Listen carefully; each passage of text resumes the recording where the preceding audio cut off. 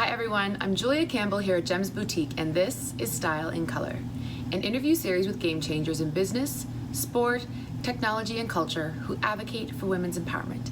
Today I have the pleasure of speaking with Alyssa Johnston. Alyssa is the creator and owner of Lebel skincare here on Prince Edward Island. Stay tuned to hear what she has to say about style and confidence.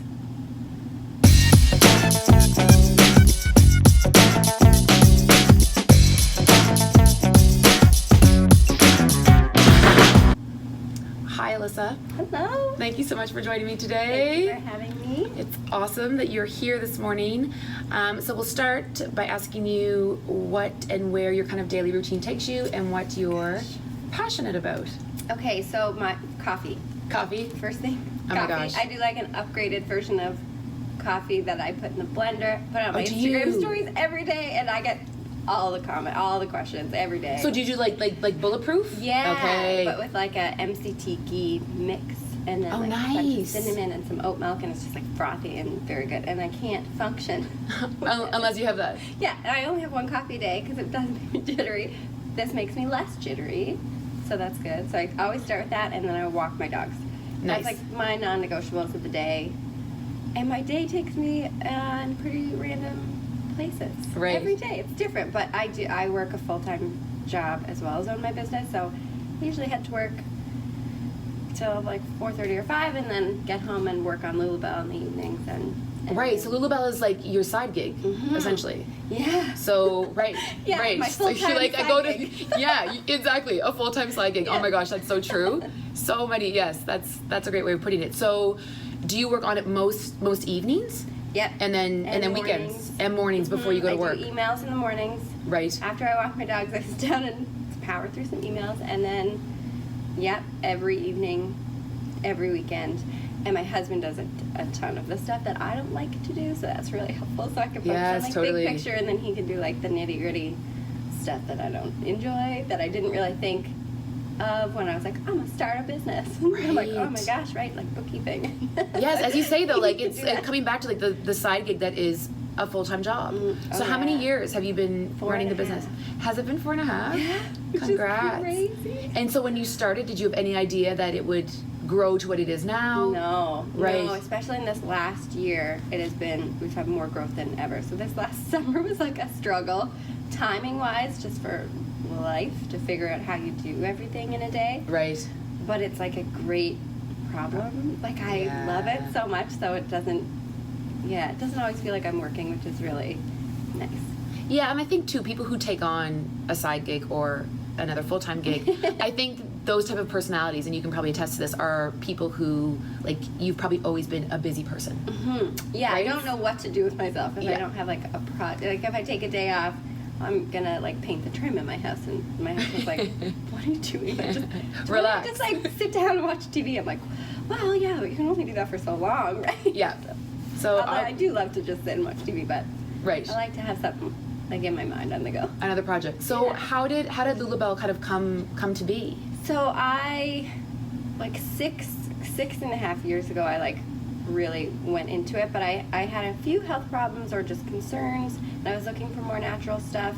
My mother has always been very like hippie natural. Really? And she's gorgeous, so I couldn't find anything that I liked that was natural. Like I was like, natural works, obviously. My Right. mom is beautiful. But I couldn't find anything.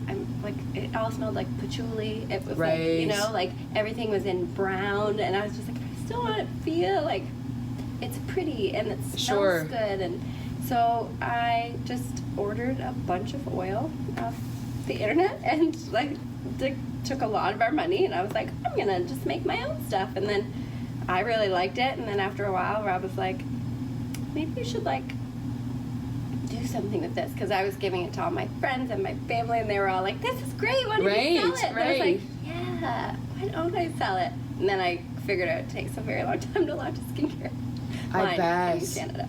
So did you kind of like, you were doing all the like concocting and like mixing, Yep. and then kind of find out the formula that you like the best? Yeah, which took 2 years. My first Did product. it? Like now, I have a better idea because I'm constantly testing different oils, so I know if I'm gonna make a product, I know what oil will probably fit it really well.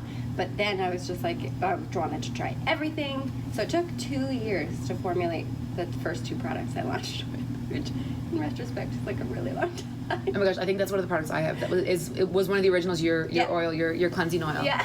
Yeah, which I still love and use. Amazing. Yeah, for sure. What does style mean to you?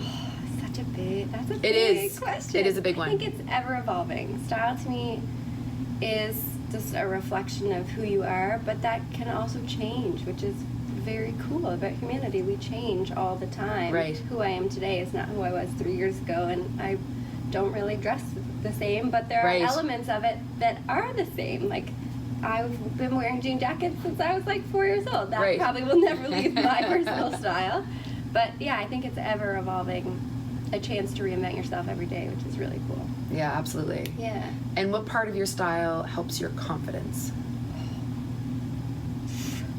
Probably I think part of my style is that I like myself. It sounds very odd or maybe egotistical, but I think No, I not at can't all. dress up into something if I'm not happy with just me in the most bare idea of that. So I think that makes me really confident because I'm happy, like I've gotten to a place where I'm very happy with me. So I Right. can just put some, it's like you just put something on and that can make you feel really good. I mean, I don't feel great and everything, but Yeah, no, totally. yeah. And then I think too, I mean, I would say this about you, the fact that you don't have anything else on your face other than your Yeah. product. Like, that is amazing. Like, look at her. Well, mock an advertisement for my product. No, honestly though. Yeah. So have you never worn makeup, or was it No, kind of like an evolution of? It was definitely an evolution. Like in high school, I definitely wore like way too much Right. makeup, and I never knew how to do it properly. So that's an issue. I think people that can do it really well, I think it's so cool. It's very artistic. I just can't. I'm like, I can't. I don't know how these people are doing this. Like, you do your makeup so well. My friend Savannah does it so well. I just can't do it. Right. So, but I was getting ready for my first photo shoot for Lebel, and I was like, I want it to be very real. So I didn't want my face to be photoshopped at all, and I didn't want to have any makeup on, and I really wanted the only thing on my skin for the weeks leading up to it to just be my product, so that it was like really true. Yeah, absolutely. And the first week was really hard because I put concealer on every day, and I had to stop doing that, obviously. And at first I was like, oh God, I look terrible. What I do? But after like the first week, I had such a big rush of confidence because I think subconsciously, because I didn't enjoy doing the makeup, like I was basically telling myself, you need to fix something to leave the house. Like, you need to fix yourself up before you can leave the house. Right, totally. And that, I think, was just like a subconscious message to myself. And then it just like stopped. And I just felt great. Like after a weekend, I was like, oh my gosh, I look wonderful today. Amazing. Yeah. No, really though, it is. I don't wear makeup very often. I love, some good mascara every once in a while. Most Sure. of the time, this is what you get. No, I think it's incredible. And as you say, it's like a test to your product. That's very important to me because there are a lot of big brands where you would be like, do you use your product? I use my product every day, every single day. And I'm gonna have to talk about my product. Most days in my life, I want to be real with what I'm telling people. Yeah. So, yeah. I love it. What do you see with women's empowerment in your industry, or My industry is terrible. I mean the beauty industry is, oh my gosh, horrible. It's the standards, yeah. Mm-hmm. I think the standards are ridiculous and unattainable and so photoshopped, and I have like 20-year-olds asking me like about anti-aging products. Right. That hurts my soul. Right. You can't anti-age. Yes. Oh my gosh. You have to age. You are blessed to age. Oh my gosh, that's such an amazing statement. Really, it is. You can't anti-age. It's true. Anti-age. You need to age. You need to nourish yourself. I love my products, but skincare is not going to help you do that unless you're putting chemicals in your face, on your face. Might help you feel like you look a little bit better. Sure. But your skin ages. That's just a part of life. And laugh lines are beautiful, and we should just be really grateful that we get to have them. Yes. You know? So I think the industry's awful. Yeah. And it's really heartbreaking to see how young it penetrates, you know, like... Yes, absolutely. And as you said earlier, too, about, you know, looking at brands and who brands use, and you have to think, like, do you even, to those celebrities, do you even use those products? Yeah. Like, is this actually part of your day? And then also, like, photoshopping as well. I mean, it is. Or, like, you know, people use, like, Facetune apps and... Yes, yeah. And some phones have a built-in beauty filter. Right. And that, to me, is horrifying. Like, right. I can't imagine having that when I was, like, 13 and taking a picture of myself and thinking that's what I should look like. And the then right you thing look to in do, the mirror right. And you don't look like that. That would be such a... Especially at that age, how is your brain... Processing that. Yeah.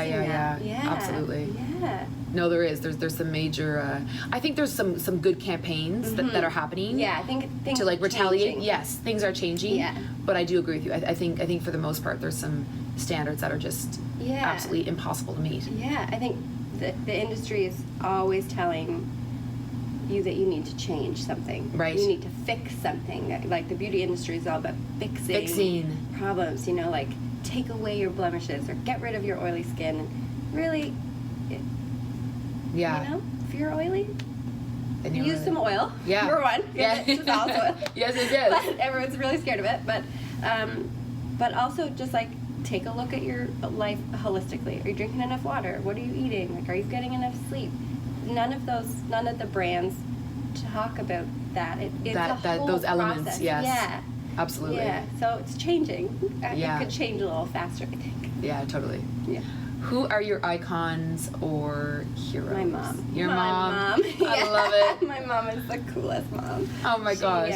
She calls me Lebel. That's why it's named. Oh, no way. I didn't know that. Mm-hmm. That's so cool. And because I wanted to name it after her, but she does not love attention, so she wouldn't have enjoyed that, but it's like a nod to her. Sure. And she's the coolest. She's incredibly independent, which is, she can do anything. Like if she wants to build something, she will build it. If she wants to cook something or paint something or whatever, she's going to figure out how to do it, and she's just going to do it, which I find so admirable. Yeah. And she doesn't get scared of it either. She's just like, yeah, well, this is what I'm thinking, so I'm just going to do that. I'm like, okay. Oh my gosh. And so, and she also always used like holistic or she's like just down to, I never saw my mom wear makeup. She had lipstick in her makeup bag, but I don't remember her having other makeup. Like to get very dolled up for her would be like a little bit of blush, maybe some lipstick, and that's it. Yeah, and she was always, she never talked about, I think I'm incredibly lucky to grow up with a mom like that. She never talked about like any insecurities of her body in a way that made it feel like she had to change something, you know, like she was open about insecurities or what she wasn't super happy with, or she didn't like her haircut or whatever. She would say that, but it was never like a focus. That's amazing. That is that's huge. Yeah, really. I have a couple young kids, and for sure, like I'm very, very aware of how I speak about myself in front of them, because of course that's who they learn from. Of course that's who you learn from growing up. Your mom is, you know, I have some friends that they constantly are thinking about their weight and their looks and how they're carrying themselves. And when you look at their mothers, it's often like they've dieted their whole life, and you know nothing's wrong with the diet if you're doing a healthy way, but constantly talking about your diet, or like you need to, you know, you look tired, we should put some concealer on or whatever. My mom never did that, so I feel very lucky for that. Yes, so she's absolutely. Like my hero till ever. That's awesome. Best. Yeah, she was very cool. Yeah, that's amazing. And any helps or causes that are close to your heart? Anything with animals. I'm a real So you have 2 dogs and 2 cats. Do you? Yeah. Really trying Room to get for more? a third dog. Are you? My husband's like, One more. Yeah. Well, we got our dogs are nuts. So we have 2 hound dogs. So I have some customers that live in my neighborhood, and when I figured out that they lived in my neighborhood, I was like, so sorry, you could probably hear my dogs bark. And they were like, yeah, we can. We can hear them. We can hear them, but they're so sweet. We got our we have a coon hound from the States, and then a beagle mix of something we don't really know from the Humane Society here, and then 2 cats. It's a packed house. Oh my gosh, that's so much fun. Yeah, it is. Yeah, It really yeah. is. Animal dynamics are really, they're really something. Yeah, and to see the change that you can make in an animal's life, I think is amazing. Yeah, because our coon hound was a lot. She was a lot to handle when we Really? first got her. They warned us. They were like, coon hounds are difficult. Right. Can you handle it? We went through quite a process. The adoption process was a lot, but they were so good to work with. And she like ate our windowsills, and she ate like 2 of our chairs, and she ate like aluminum foil one time. She gave herself like stress colitis. I was like, what's happening? Gosh. And now she is like the sweetest. And so baby. happy. She's so happy, but she's one of those dogs that probably would have gotten returned. Right. You know? Right. So it's very cool that we can see how much she's changed. Yeah, since you brought her home. That's amazing. Yeah, and like the Humane Society here is amazing. I love to support them, and yeah, anything with animals. I'm a sucker. Yeah, total sucker for it. That's wicked. And last question, what do you love about yourself? I love a lot of things about myself. I have lots of insecurities too. I don't want it to come off like I'm the most confident, but I am pretty happy with myself. I think in the essence of it, I'm a pretty good person, and that's really the most important thing. And I love that I'm sensitive. I also hate that I'm sensitive. I'm very sensitive. I cry every day about something, at least once every day. My husband's a very patient human. If I'm really happy, I'm crying. Or if I'm upset, I'm crying. Or if something cute is happening on TV, I'm crying. Like, I just am I'm a crier. But I'm very sensitive in the fact that, like, if someone says something, it probably wounds me a little bit deeper than it wounds most people. But also, if someone's really happy about something, I'm like feel most excited. Yeah, I do. I'm very empathic, and I think sensitivity gets a pretty bad rap, but I think it's my superpower because I'm very intuitive. I know how I'm feeling all the time, which is like great and bad at the same time, but I can also tell how someone else is feeling. I'm a lot more empathetic to their moods and their body language, and I think that's a superpower too. Yeah. Absolutely. It took me a really long time to figure that out. Right. Very long time, because people would say like toughen up, and I'd be like, oh yeah, sure. Well, I've been tough now. How do you do that? I don't know. So I really hate when people say like toughen up or grow a thicker skin. I'm like, yes, I'll magically grow some more layers. Yeah. It doesn't really work. But then my husband said to me, I was being really sensitive about the fact that I'm sensitive. Right. And he was like, you just feel things harder than most people. And I was like, something really clicked when he said that. And I was like, yeah. That's all it is. I just feel things a little bit harder than most people.